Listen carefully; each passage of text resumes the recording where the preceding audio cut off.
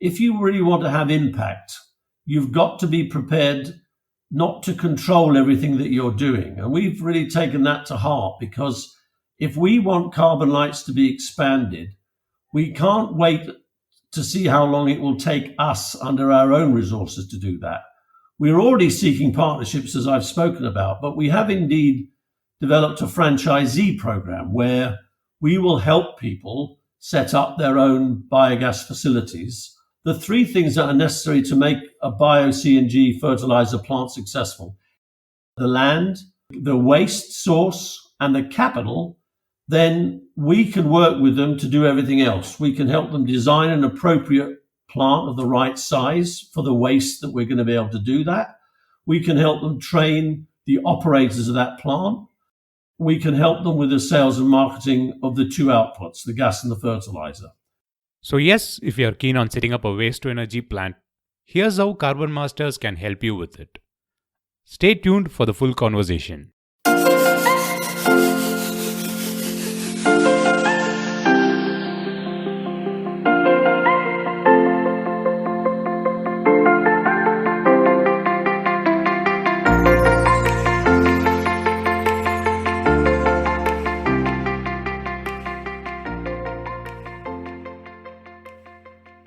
Hello and welcome to yet another episode on the Mission Shunya podcast channel.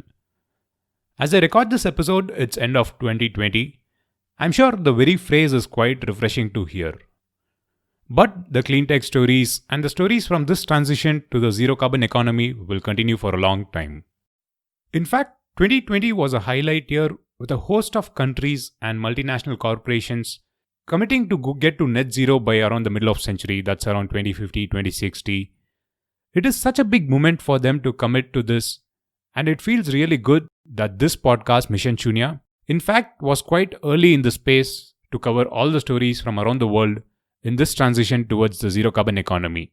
Episode 50 is coming up in a few weeks' time, so stay tuned, let me know your views from time to time, and of course be generous in spreading this message to your community of colleagues, friends and family. Please visit missionshunya.com to get the links to subscribe for the podcast, check the blog, or even share the episode or write a review, recommend a guest, and much more. Now on to this week's episode. This week, our guest is a co-founder of Carbon Masters. He started Carbon Masters in UK at a time when someone would be happy to retire from professional life. That clearly shows in his intent in helping people and businesses through his services.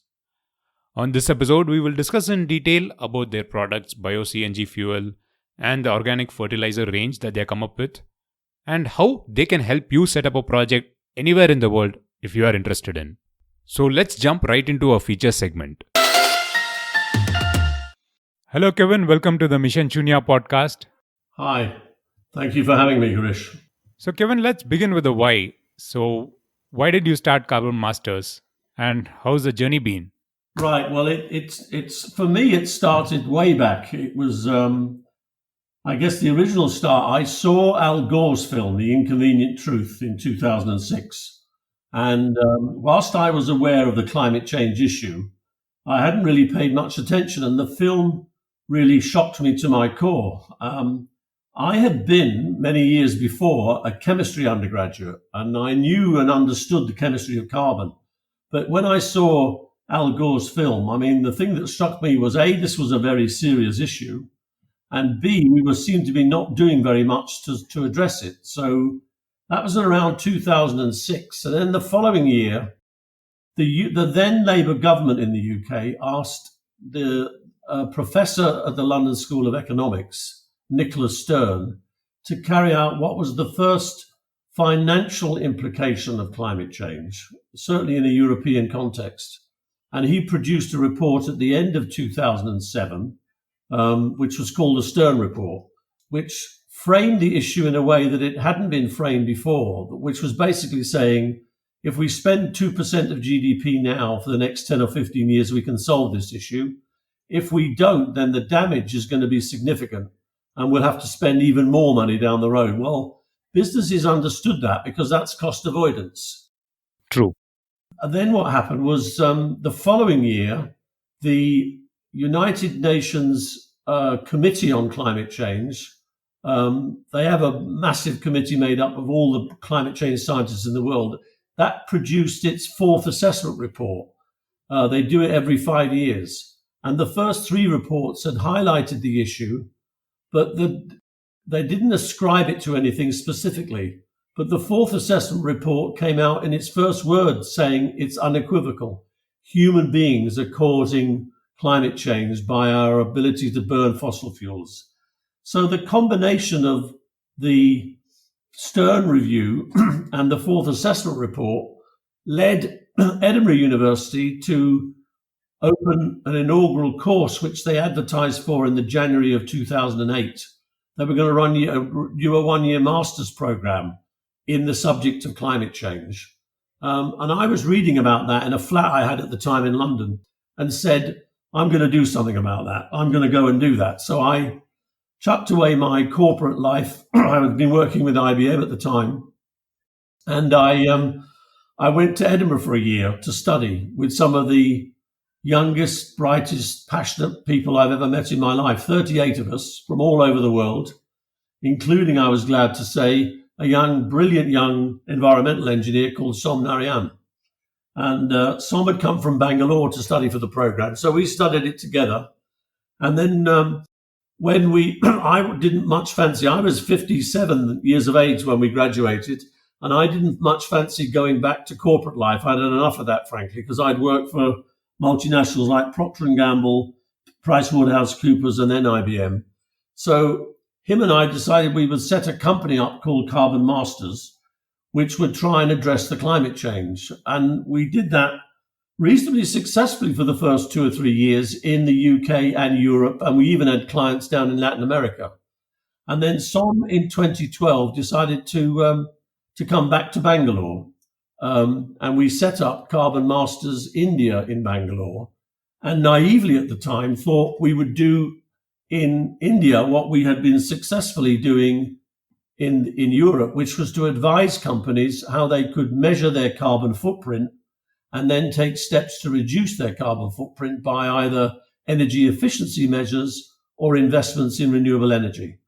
The issue was back in 2008, there were very few Indian companies or organizations that were remotely interested in measuring their carbon footprint, much less paying anybody to do it. So we scratched our heads a bit and thought, well, if Indian companies would not buy advice, would they buy a solution? Because the problem still needed solving. So True. We started to look at things like solar. We looked at wind. We looked at briquettes. And in the course of looking at a briquette factory in a place called Dadapur, just outside Bangalore, the owner of that briquette factory had invested money that he'd got from both the bank and from the MNRE to build the first biogas plant in southern India with a purification unit tacked onto it. But when we came across it, it was defunct. The farmer hadn't quite worked out how to take the chicken dung, because he was a chicken farmer. He created the biogas, but he hadn't quite worked out how to purify it, much less how to put it in cylinders or to sell the product. So he was flaring the methane to heat the chicks in the coops before he sent them off to market. So Som and I looked at that and thought, hang on a second, because we knew purified biogases was still relatively new at the time, but it would be carbon neutral. It would be biogenic. If you burn it, yes, it's methane, but it's releasing CO2, which is coming from an organic source. So you're not adding to carbon stocks, whereas natural gas, petrol, diesel, or LPG are all fossil fuels. They're hydrocarbons that were formed millions of years ago. And so when you burn them and the CO2 goes into the atmosphere and impacts climate change. So we thought, hang on a minute, this could be a solution, a carbon neutral fuel. And we thought, well, where would we sell it? And we initially thought, largely because some work that I had done as a consultant in the UK with the European Commission had led me to understand that India had a huge carbon problem due to the wonderful success story of the Indian telecom sector, where there were around 500,000 telecom towers across India that back in 2008 were only running on about 12 to 18 hours worth of grid electricity. And when the grid went down, they went to batteries. And when the batteries went down, they moved to diesel generators. So the joke was that the telecom sector was burning more diesel than the Indian Army, but of course then emitting a lot of carbon. So we thought, could carbon neutral cylinders be a good replacement for diesel? So that's what we started to work on. And Som worked out how to run a biogas plant, how to take both chicken dung and food waste, convert it into biogas, and then purify that gas using the purification equipment, and then how to compress it in correct cylinders. And we designed some unique cylinders in a 2-cylinder format and a 4-cylinder format, which we thought would work very well as a backup source for diesel or biogas generators to run the tower. And that took us from about the back end of 2012, early 2013. We were ready to think about some market testing in 2014, but the price of diesel at that time was still subsidized by the government. So we thought the economics of that might be quite challenging, and then we'd come back and do that at a later stage. But meanwhile, we would try it out in a few restaurants, which we did. And then we got the big aha. Firstly, because restaurants, of course, in India and in Bangalore are all using LPG. LPG, when you cook with it, as you start to use the gas, the pressure drops. Chefs just put up with that. Our gas is packed at much, much higher pressure, about 150 bar pressure.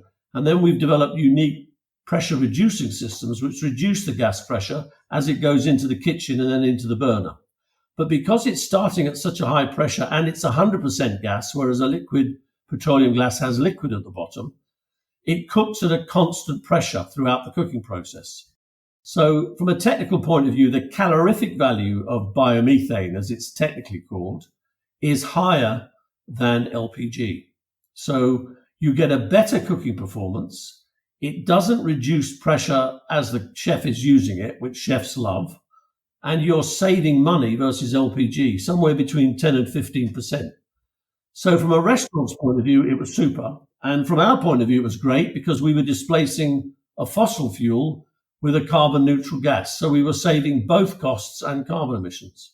That's nice, Kevin. Before I get into the particular line of products that you have, I just have to appreciate the fact that at age 57, you went on to do a master's and then entirely shift into a new domain and then get started with this as an entrepreneur. It's something really credible, and hats off to you for your perseverance all through this time.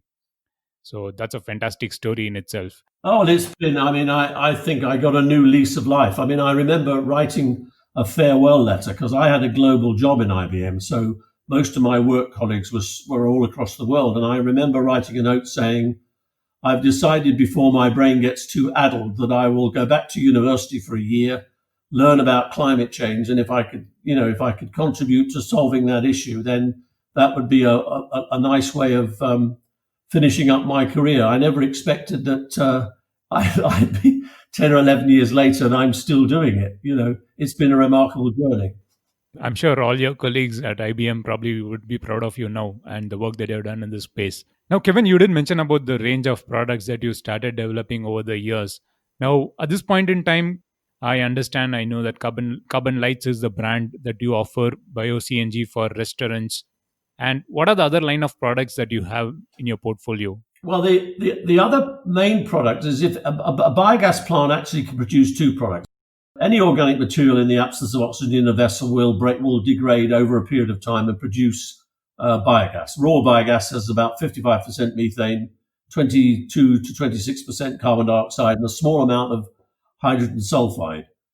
And if you strip that out, you end up with a 92 to 94, sometimes 95% methane mix, which is just like natural gas. But the digestate slurry that you have to remove from the biodigester on a daily basis, that lots of research around the world will tell you that is already a nutrient-rich fertilizer.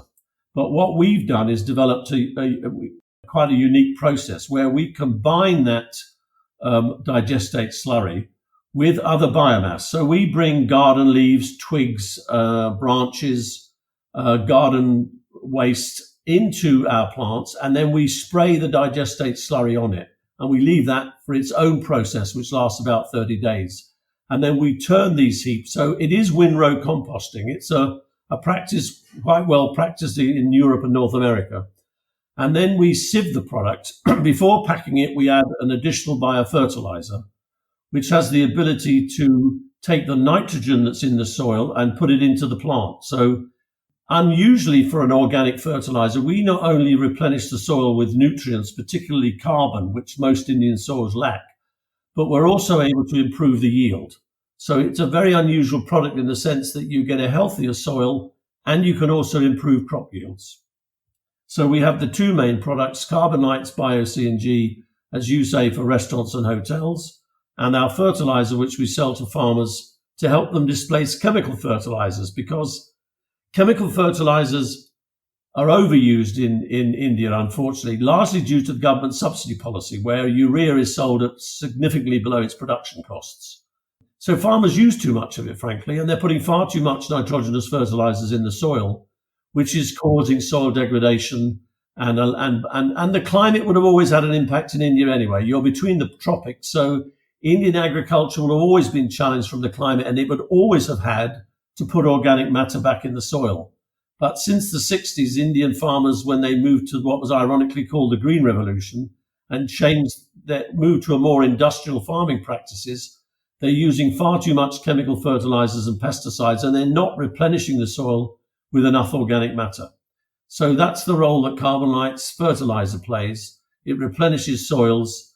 It can help farmers reduce their dependence on chemical fertilizers and saving their input costs. And of course, chemical fertilizers are themselves very, very carbon intensive in their manufacturing process. So in reducing the use of chemical fertilizers, we're also reducing carbon emissions. So from our point of view, biogas to Bio CNG and fertilizer is, we'd argue, and we're biased, of course, but we think it's one of the best solutions to reduce carbon emissions that's available in the world today. That's fantastic. As you rightly said, two products that are catering to two different set of customers is actually a value add.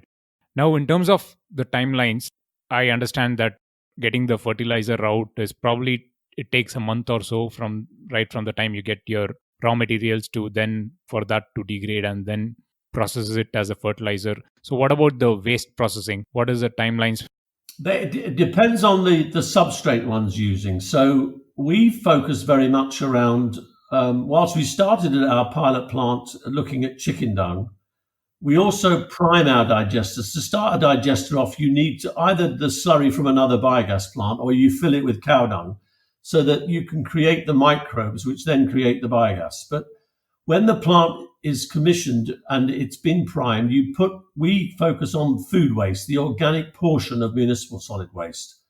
Now that needs a retention time of around 30 days. Okay. Now, once you've started to generate gas, then you need to feed the biodigesters with the requisite amount of waste on a daily basis, and you need to remove an equivalent amount of digestate slurry every day. Okay. Now that's really the process. So once you start to create gas, we're pulling it off, purifying it and bottling it on a daily basis, as well as removing the digestate slurry on a daily basis. That's fantastic. I understand that the entire process of getting the raw material itself is a big challenge, especially considering that you operate out of India. How big of a challenge is that? It is, and one of the big issues with biogas generally has been both getting the quality of waste. Municipal solid waste needs to be segregated at source. I mean, there are two factors if it isn't. One is that you end up trying to separate it in the plant, and very soon your plant will look like a landfill, and people don't like that. Secondly, you have to spend more labor costs to separate, and then what you end up with doesn't give you a very good yield. So we need to ensure that separation at source is instigated before it's viable to set up a biogas plant. Now, in that sense, we were fortunate in starting this whole business in Bangalore, who, to their credit, have tried to lead the way in implementing the municipal solid waste rule. So it's an ongoing task, but the levels of segregation are better than most other cities in India, and they're getting better. And the government is introducing fines for people that don't separate. And it's just this week, I believe, announced that it's going to start levying a fee for picking up the waste, and it will only pick up separated waste. So for us, and we work with partners. We work with two major companies that are in Bangalore. That's Saha Zero Waste and Hasudra Innovations Solutions. That because of the implementation of the municipal solid waste rules, they are picking up waste from IT parks, from bulk generators that is source segregated, and therefore we act as a destination for that food waste. That is great. In fact, on an earlier episode, I had Padma Shri Balram join me on the podcast and mention about. I remember it. Yes. Mention about setting up a plant, and she did mention that you were very kind to help with the technology, and the plant is probably doing well. Yes, it is. I mean, it's expanding as well now because we're putting some additional boxes there that, interestingly, have been paid by some corporates who are paying for the fact that it can take waste and it can convert it and it stops it going to landfill. So it's going to reduce carbon emissions from that. So, every step of a Carbonlites power plant saves carbon, because the food waste, if it went to a landfill, would release methane, which would address the climate. By creating a fuel which displaces fossil fuels, not only for cooking and backup power, but also as a transport solution. In fact, some also developed using our gas in a CNG vehicle. And in fact, we were the first people ever to run a CNG vehicle on a Bangalore road with biomethane. And that was interesting because that led to a relationship with Mahindra, because we bought 3 Mahindra CNG trucks. And the dealer rang up Mahindra and said, you do realize that there's this startup companies running our CNG trucks on biogas. And they sent a group of their research scientists to our plant. And that led to lots of conversations. And ultimately, we've partnered with Mahindra, who then have built a large-scale plant over at Tirupati that we're operating and marking the gas and the fertilizer as Carbonlites. So that's a relationship that's developed right from that early pilot plant. And it started because we showed that you can, as well as using it for cooking, you can also put it in vehicles as a transport solution. In fact, the government of India 2 years ago announced a major initiative called SATAT, called Sustainable Alternative Transport. And they want entrepreneurs and organizations to build 5,000 Bio CNG and organic fertilizer plants between now and 2025, on the basis that the 4 or 5 nationalized oil and marketing companies, that's people like IOCL, BP, HP, and GAIL, will agree to offtake all the gas from that plant at a fixed price of 46 rupees per kilogram for the next 5 years. So that's a very enlightened policy, which will benefit India significantly, because India is importing around 80% of its oil and 50% of its gas. So it has an energy security problem. It has a fiscal problem in you having to pay in rupees for a dollar-denominated product. And of course, bringing diesel in and burning it causes lots of pollution issues with particulate matter, particularly in cities around the air quality. So moving away from importing oil, where you're a price taker, and being able to create your own fuels using both agricultural wastes as well as municipal solid wastes, is a win-win for everybody. Perfectly said. And it brings me to my next question on the cost front. You did mention about the bigger picture where importing it in crude oil in dollars and then paying it in rupees. Apart from that, if you look at the cost structure of Bio CNG versus LPG, for example, in cooking, how does it look in terms of the cost economics? Does it favor Bio CNG? Yes, it does. We are able to economically price our products just slightly below LPG, 3 or 4%, but it delivers in use savings of anywhere from 10 to 15%. So there's a saving for the customer directly, as well as the fact that he gets an improved cooking performance. So the facts are that we've had, in any startup, we have problems. We've had production problems. Things go wrong. We've had to remove the product because we had availability problems.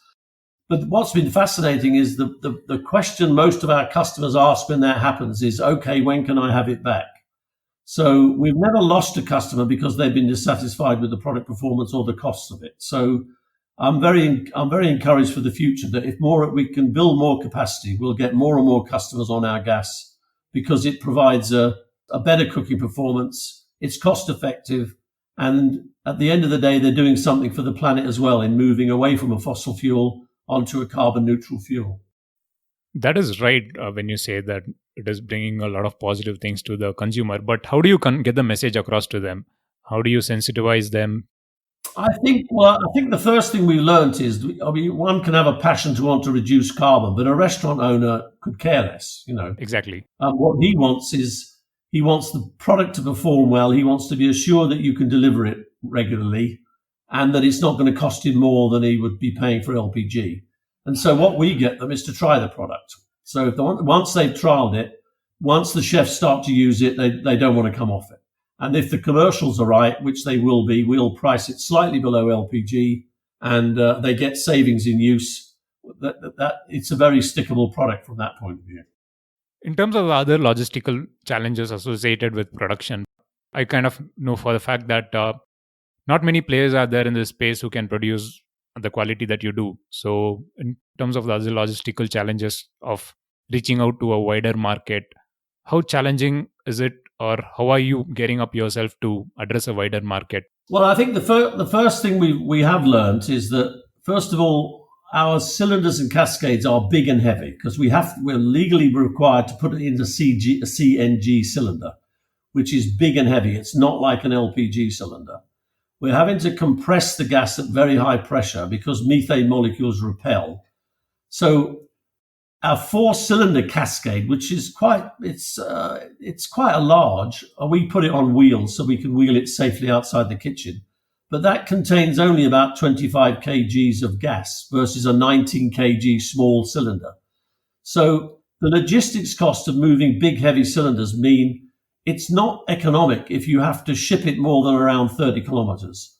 But in some way, that meets our whole model. We think the beauty with a biogas industry is it should be large scale, but it should be decentralized. I mean, we've got to move away from thinking energy needs to come out of big power plants. That's the 20th century. We've got to move to a more decentralized model where people create their own energy. I mean, our Carbonlites project that Padmasree was talking about is a wonderful example where waste is collected within 5 kilometers of that plant. It is processed in that plant. Gas is created and it's piped and consumed in a restaurant which is 100 meters away from that plant. Now, if you think the LPG that restaurant would have been burning would have probably started life in the Middle East, then it shows you what a real energy transition we're doing with a product like Carbonlites, because we're not putting that waste into a diesel truck and schlecking it out 100 kilometers to a landfill. We're processing waste where it's generated. We're turning it into energy and fertilizer, and we're selling both products locally. That's a far better solution. Now, in addition to all of that, we run a fleet of trucks on our own gas. So we pick up waste in our trucks running on our gas, and we ship our cylinders and our fertilizer in our trucks running on our gas. So we're not paying diesel costs out of pocket, and we're saving an additional carbon emissions. It's definitely interesting when you can set up such plants in a decentralized location. But I'm sure even that has its own challenges. But as the technology gets better, there are better ways of setting up the plants in urban neighborhoods. And just as you rightly mentioned, Padmashree's case is a classic case where the waste is collected from the neighborhood and then distributed in the nearby locality. So Kevin, now moving on to the road ahead for Carbon Masters and Carbonlites. So where do you see yourself going forward in terms of scaling up the business? Sure. We're currently operating out of 4 facilities. We have a fertilizer plant at Malur. We have our pilot plant at Adapalpur. We have our Carbonlites execution, which we're expanding at the moment. And we have a 40-ton plant that we are operating on behalf of Mahindra out at Tirupati. So that's what we're doing currently. We've just last Sunday broke ground on a project we've started at Harahali, where we formed a joint venture with our waste management partner, Hasudra. We're calling that joint venture Sustainable Impacts, because combining the capabilities of Hasudra, which have a unique model where they improve the livelihoods of rag pickers to go in and pick up separated organic waste. It's a beautiful model where he encourages entrepreneurship for the rag pickers to be able to use a truck that he buys for them, and then they pay him back. But they monetize the dry waste, and the wet waste they can now send to us as a destination. So we've combined with them to build a 30-ton plant out on a business park on Harahali. And that will take 30 tons of wet waste that currently Hasudra is having to either send for composting or to the landfill. We'll create Carbonlites, gas and fertilizer and sell that to restaurants and hotels and farmers in the Bangalore area. And then we potentially want to do 10 more projects like that over the next 5 years. And we can see 3 or 4 of them already. We've got another project likely to start in Whitefield. The project at Harahali is 30 tons, but we can extend that in a phase 2 in the next couple of years for another 30-ton plant out at Harahali. And we are looking at other opportunities in Mysore, in Mangalore, and in Hubli. So we think we'll be able to get 10 plants operated via that model, which will help Sudra expand because he'll have destinations for his wet waste, and it'll help us expand because we'll be able to build capacity and be able to sell more Carbonlites and more fertilizer. So that's on that level. And then we're just about to start an interesting project with the Tata Projects, which is the EPC arm, the infrastructure arm of Tata, where they've done a fantastic project up at Jaipur, where they've cleaned up 40 kilometers of a very polluted river. And they've put cycle paths, parks, gardens, and 4 sewage treatment plants to clean up the river. The challenge they have is they've got 70 tons of sewage sludge being produced every day, which is currently having to go off to the landfill. So we're doing a pilot project with them, which we hope to start in February, where we'll combine that sewage sludge with food waste in a small-scale pilot project to see if we can convert that into Carbonlites gas and Carbonlites fertilizer.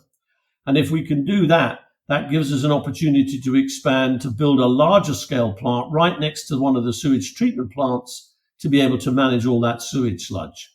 So if all that were to happen, then the sky could be the limit, because there are at least 800 sewage treatment plants across India at the moment, which will have that problem where the sewage sludge will be going to landfill.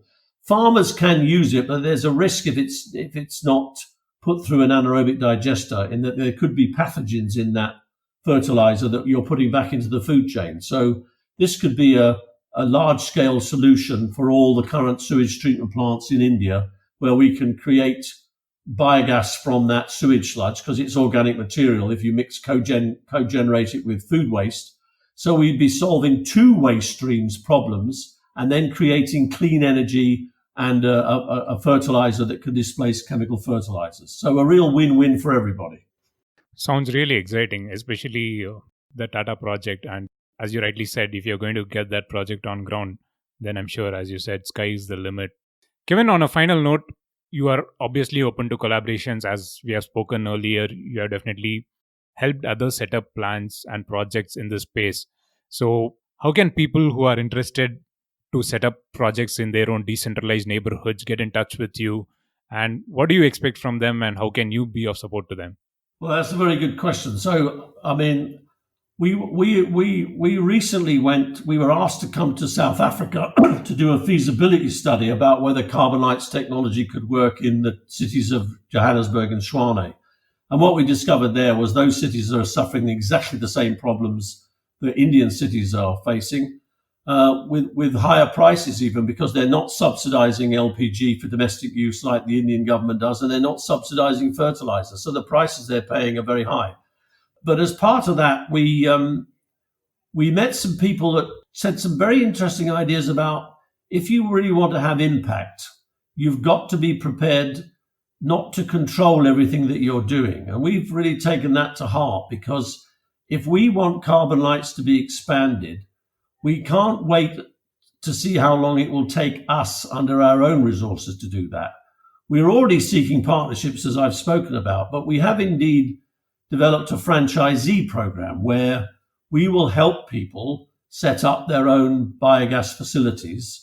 We will help them with branding around Carbonlites, gas and fertilizer. The three key components, but someone who'd want to set up their own project, and we're in discussion with lots of people on this right as we speak, but the three things that are necessary to make a Bio CNG fertilizer plant successful is clearly identifying the land and the location of that land. We can help with that in terms of feasibility. So if the land is available and there's a source of waste, now the waste does not necessarily just have to be organic waste from the municipal solid waste stream. It can be things like pressed mud from the sugar industry. It can be rice straw. It can be chicken dung. It can be cow dung. They have variations in the yield of biogas that you can use, but they're all perfectly capable for creating gas and fertilizer. So one needs to identify a source of waste, and then one needs to have access to some level of capital to build a plant. Now, if the franchisee can put those three components together, the land, or at least some ideas about where the land might be, the waste source and the capital, then we can work with them to do everything else. We can help them design an appropriate plant of the right size for the waste that we're going to be able to do that. We can help them train the operators of that plant. We can help them with the sales and marketing of the two outputs, the gas and the fertilizer. So if they can, with their own local knowledge and understanding, look at getting access to land, waste and capital, then we can come in with our technology and help them use that technology to build a solid business case to be able to develop a good Carbonlites franchise for both gas and fertilizer. That's wonderful. That's a wonderful initiative. I'm sure, as you rightly said, having a total impact doesn't mean that you need to control the entire value chain or the entire process. You just empower other people to do it. And that rightly brings me to the end, or right where we started, Al Gore's film. I mean, a lot of us have been inspired by watching that movie and wanting to take action. And this has definitely been a positive action from your part. Kevin, it's been an absolute pleasure talking to you about this, and especially having interacted with you a few times earlier. And yeah, it's a great story that you still managed to find your second passion, if I were to call that, after retiring from your first job to pursue something really unique and having a positive impact on that. So good luck with your future endeavors, and thanks for joining me on the podcast. Well, thank you very much indeed. It's been a pleasure. Well, I hope you enjoyed the conversation. If you are keen on the projects, you can know more about Carbon Masters and their Carbonlites range of products on their website. The links to connect with Kevin will be in the show notes section as usual, and also on the website missionshunya.com. And finally, take some time to write a review on Apple Podcast or any platform that you use. It definitely helps in spreading the message to a wider audience. With that, signing off, this is Girish Shivakumar, and as always, thank you for listening.